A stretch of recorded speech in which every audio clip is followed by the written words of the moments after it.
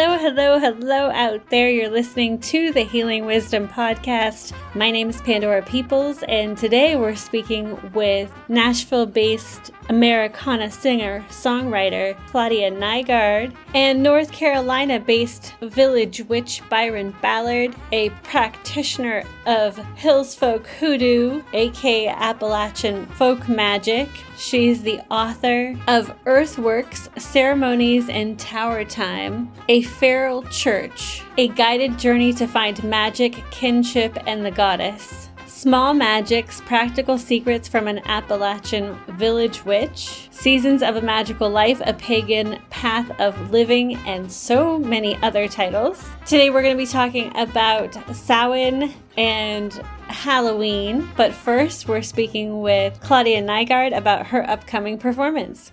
So welcome, Claudia. Thank you so much for being with us today.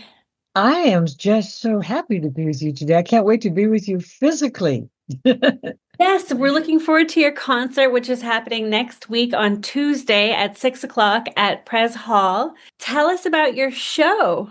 My show is, of course, mostly original material. I write songs that are funny, and I write songs that are serious and heartfelt. And I'm probably going to have to play my big country song because we're in a world of hurt. And I've got a brand new album that is being mixed as we sit here. It's really an exciting new project for me because it's a little bit more me, more my roots, and a little bit different too at the same time. So it's kind of fun. My dad was in the cattle business. I don't know if I ever told you that before, but my dad ran cattle in California in the San Joaquin Valley. And so some of these songs have a really strong Western metaphor to them. The way I write is more like John Prine and Guy Clark. So they're not really Western in terms of like Riders in the Sky or the Sons of the Pioneers or Gene Autry or something, but they're Western in the lyrics. It's metaphors. It's like there's a song called The Rustler, which is not about cattle rustling. It's about a guy stealing their heart, you know. So it's kind of like a modern themes, but done with Western metaphor. Kind of a cowgirl growing up on a cattle ranch. Yeah, pretty much. I know the smell of adobe. Funny, I drove through there about a year ago. I was on the road and I went past where the ranch used to be and I stopped for gas and I opened the car door and got out and I could smell alfalfa. And, you know, it's interesting how memories are linked so much to smells, you know. And I think especially for women. I don't know if that's as true for men. I read somewhere that women really connect with the smells of things. Men are more visual, as we know from porn. But it's like for women, it's more like, you know, that seems to trigger a lot of things for women, and sure did for me. Getting out of the car and going over to pump the gas and smelling the ranch from when I was a kid. You know, I could just about feel the sun beating down on the top of my head. Wow. Really, really cool. I loved it. That's so neat. That's so neat how transporting it can be. Yeah, I've definitely had my share of smell-induced memories. Yeah, and I imagine I'll have them when I get up there too. All I have to do is run down Breakwater Road and I'll get assaulted with all kinds of memories. That's over in Brewster, and that was my old stomping grounds when I lived on the Cape for the summers when I first started singing. Yeah, we have some really amazing smells, like the smell of wild grapes. Yeah. And you'll be walking in the forest and all of a sudden you get a whiff and you look up and there, vines hanging from the branches of trees. Oh, wow. I don't know if I do think I remember that because I used to ride a bike over on where the railroad tracks were, that bike path, over there. Mm-hmm. Well, I guess it used to be railroad tracks, right? And they paved it. Yeah. Anyway, yeah, I remember those smells from that. One time I rode my bike from Brewster. I rode my bike from Brewster all the way up to where the telegraph was. Oh, Marconi. Oh, all the way there. Oh, yeah. And then I got there and I realized that I was never going to make it back. So I called a friend with a pickup and I said, "Hey, what are you doing? Think you'd like to come up to Mark? What are you doing up at Mark?" "Well, I rode my bike up here, but just kind of dawned on me, now I have to write it back unless somebody bails me out. And he came and got me. But it was so beautiful. It was such a beautiful day, and I was having a good time writing. I hadn't factored into the fact that I have to come back the same way I went up. You just got back from a Folk Alliance conference. What was that like? There are two conferences are kind of a week apart. The one I was at it's called FARM, but it stands for Folk Alliance Regional Midwest. And it's a conference of DJs and venues and artists and a little bit of press even that get together and the artists showcase and there are workshops. So now I'll go up to Albany for this one. And I'll go up Thursday to Albany and for that conference and showcase there. I have 4 showcases there, and I had 3 in Chicago. And very good luck in Chicago. I think I got about 6 gigs out of it, and 3 of them are festivals. So we'll see. Oh, that's great. I'm coming back out to the Cape next summer. I've got this new album coming out, and so I'm going to be pretty much all over the country next year. I'm going to be spending the whole summer on the road. We're going to hear part of Lucky Girl. It won the Tumbleweed Music Festival songwriting competition, and it charted number 5 on the folk chart. My great-great-great-granddaddy on my mama's father's side went rowing down the Norway coast with 4 friends and his bride when a big storm came around and all his 4 friends drowned, and there wouldn't be a me but when he rose up from the sea to gasp for air. Why, he had great-great-great-grandmama by the hair. And my great-granddaddy on my mama's side homesteaded in North Dakota back in 1885. He built a house of earth where his wife gave birth. Then diphtheria hit town and took 4 of their kids down. The ground was froze. He couldn't bury them till springtime flowers rose. And I complain about the weather, I complain about warm beer, I complain I'm getting older when I'm lucky I'm still here. I complain about the driving, and you know that's just wrong. When I get to where I'm going, I get paid for singing songs. I complain about no boyfriend when I'm loved around the world. Oh, the truth is I'm a lucky, lucky, lucky, lucky girl. And then there's my grandmother on my father's side, married to a man who drank, she had to leave behind. She raised her kids alone. Claudia Nygaard, I would love for you to talk about your new forthcoming album. We can't debut it just yet because it's being mixed and mastered. Is it okay to say the name? To Race the Wind, which is the title cut. It's the lyric is that this heart knows how it feels to race the wind, but is still shy to take the bit and try to run again. It knows how you can stumble just when you think you're going to win. This heart knows how it feels to race the wind. And then the second verse is, this heart's a little saddle sore. She's ridden through the heat and cold too many times before. A bit'll make her skittish, better settle for a hackamore. This heart knows she's a little saddle sore. So it's a hackamore, for people who aren't horse people, is like a bridle with no bit. I thought at first when I wrote the song, I thought, well, most people aren't going to know what a hackamore is, but then you take hackamore out of it and the song has less authenticity. Yes, and then they can learn something. So I think it's a good way to keep it in, for sure. Well, and you want to have something that really is true. You know what I mean? That's what I've decided as a songwriter, is that you can Moon June spoon it until people just tune out, and what you want to do is you want to create a movie in their head. Mm-hmm. I've been told that my writing is cinematic, and I hope it's true, because because I like I'm a storyteller for sure, and this writing with a lot of imagery really puts people in the scene, I would love for you to talk about the folks you collaborated with on To Race the Wind, because it's a real amazing group. Oh, yeah. Boy, it sure was. That was my bucket list. I've wanted to work with those people for a really long time. And so the first person that I really wanted to work with, who's kind of the star of the show, I mean, he's legendary, was Dan Dugmore. He's the steel player. He played on Blue Bayou, and he played on well, he was the road guy for James Taylor and Linda Ronstadt.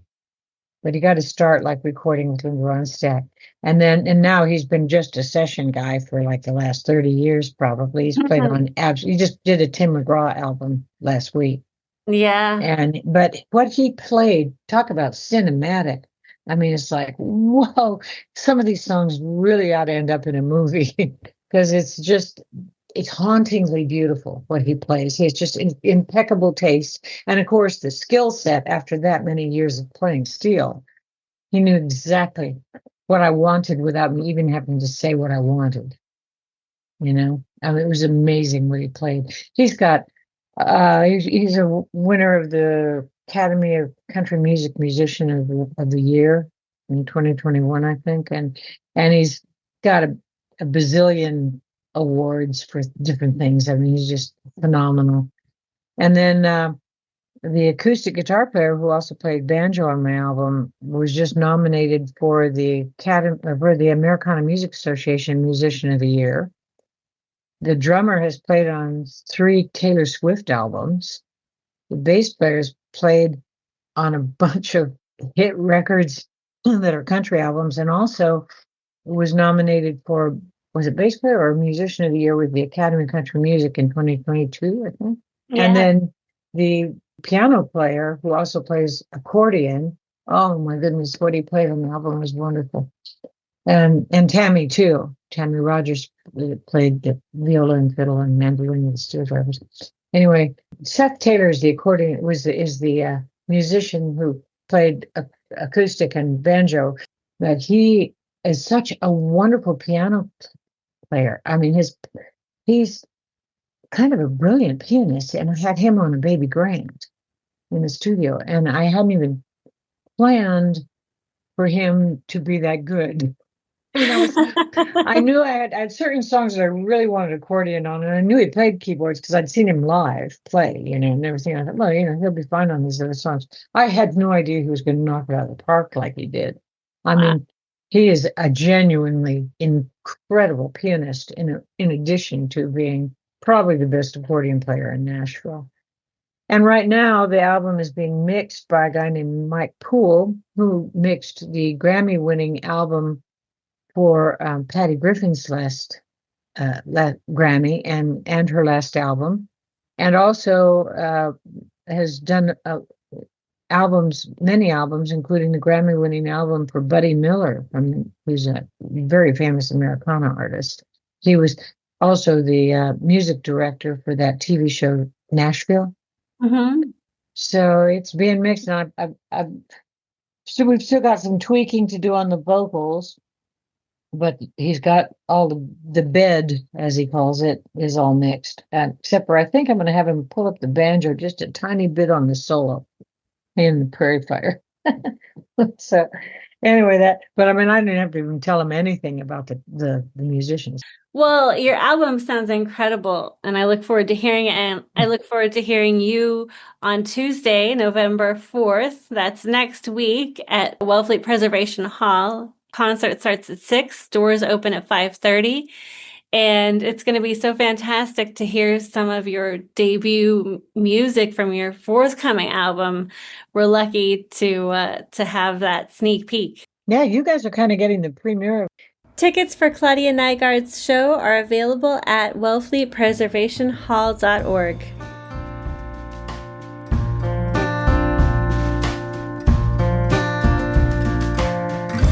What I don't like about is the way that you hold me, 'cause you never hold me long enough. And I don't like your kisses. Your kisses confuse me. I spend all day wondering, are they better gentle or rough? What I don't like about you is knowing that your love for me is real. 'Cause now if I lose you, this poor heart of mine is never gonna heal. But don't be sad if I don't like you much, because Next up, we're speaking with author and village witch Byron Ballard about the origins of Halloween, Samhain, and the Irish and Scottish roots of our beloved holiday. You can find more information about Byron at myvillagewitch.com. So happy to have you back with us on Healing Wisdom, Byron Ballard. It is a pleasure. I'd love for you to talk about Samhain and its significance, a little bit about the history and how you celebrate. Well, that's something I've been talking about a lot lately. So thank you for giving me an opportunity to talk more about this wonderful, dark, powerful season. So Samhain, and that is how it's pronounced, unless you are speaking Scots Gaelic, which is, in that case, I think it is Samhain.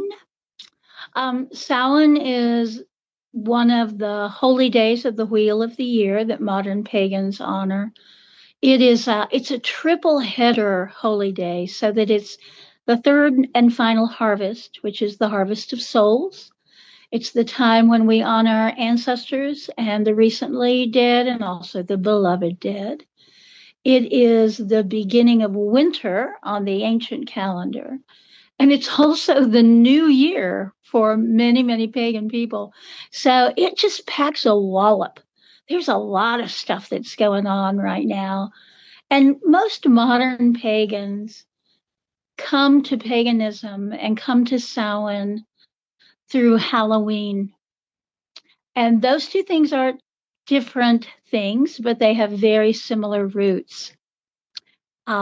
Halloween is an American holiday that has very deep Irish roots from the Irish diaspora that happened primarily during An Gorta Mór, the Irish famine / genocide. And many, many people left Ireland and came to America, America, as you hear them call it. And they brought with them some of their older traditions around this time of year. And of course, it is called Halloween because it is the evening before All Hallows, which is celebrated on the 1st of November. And that came through the Catholic tradition in Ireland, but it is built on much older, deeper roots. So the Gaelic people in all of the Gaeltachts, the Gaelic-speaking places, had this celebration, is the word I'm going to use, though some of it was not so celebratory. They had a celebration in which they honored those who had already died, and those were the recently dead, but also ancestral the ancestral departed. So so when the Irish came here, they brought with them the customs around All Hallows Eve, Halloween, and some of those were the idea of going from house to house and asking for Soul cakes was what happened in Ireland. In some places, they asked for other kinds of treats and whiskey and ale and all sorts of things. Because it wasn't always just children who did that. The thing that I think many people find very intriguing is the idea of, because we carve pumpkins, but pumpkins are a new world vegetable. So the ancient Irish people and Scottish people did not have pumpkins, but they still carved root vegetables into little lanterns.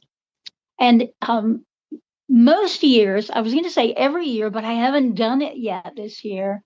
I will carve a handful of turnips into jack-o'-lanterns, and they are intensely creepy looking, especially when you're cutting out the eyes and the nose and the mouth, you don't cut all the way through that white skin, so that there's like a translucent quality.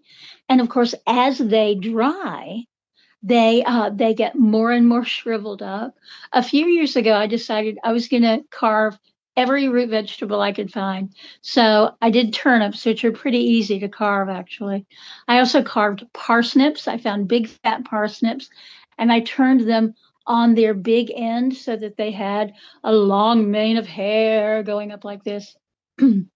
Rutabagas are very, very hard to carve, but they're very beautiful. I carved some carrots and I carved some potatoes. So I just, whatever I could find that I felt like I could carve into a jack-o'-lantern, I did. And it was great fun. I had a wonderful time. When my daughter was in K through 2, and my daughter is now in her 30s, so it was a while back, her teacher wanted parents to come and talk about what they did at particular holidays. And she let that be parent led. So at this time of year, I would come in and I would talk about the ancient origins of the Halloween celebration. I would bake them little soul cakes for the children, and I would carve a turnip into a jack-o'-lantern, and I would pass around what I'd carved out to empty out the turnip. I'd pass that around on paper towels for the kids to try, because most of them had never eaten a raw turnip before. And some of them really liked it, and some of them were like, oh, gross, that's disgusting. And I taught them how to count to 10 in Irish, because at this point, there are more Americans of Irish extraction than there are people in Ireland. So we hold that very dear here. And the idea that we could think about what our ancestors who came in the before times, what they were doing, and we could celebrate that, has been a huge thing, especially for the pagan community. But Irish Americans in general love to do that too. Very cool. So, what have you been up to as a village witch of late? You've been giving talks talking about Samhain, obviously. I have. I did this past Saturday night at one of our local metaphysical shops, Asheville Raven and Crone. We had arranged in advance that I would do an Ancestor Veneration 101 class, because for so many European Americans, the idea of ancestor veneration is something that's so foreign.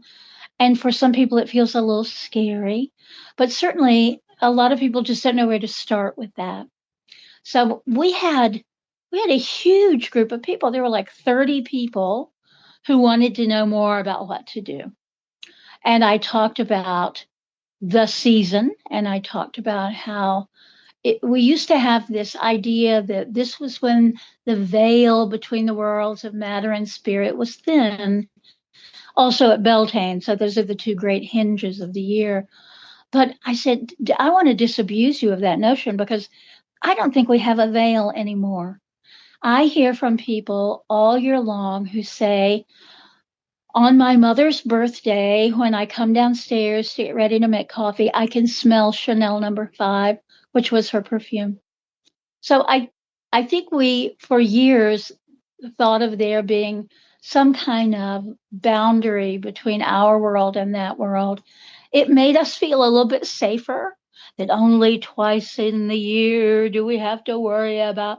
But as we grow more accustomed to ancestor veneration, the idea that your mom could come and visit on her birthday or on your birthday, and you would know that because you would have that distinctive smell, or perhaps you turn on your phone and the first song that comes out of your playlist is a song that you shared with someone at a particular time, or you dream about someone. So there's so many ways for us to connect.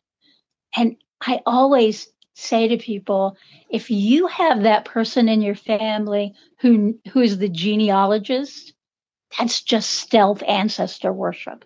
They may not want to use the word worship or veneration, but when you can talk to someone in your family who'll go, well, you need to understand that our family, why, we track ourselves all the way back to Charlemagne. Well, I mean, Charlemagne ain't but so good a person to track back to. But all of that is finding our roots so that we are more easily able to find ourselves.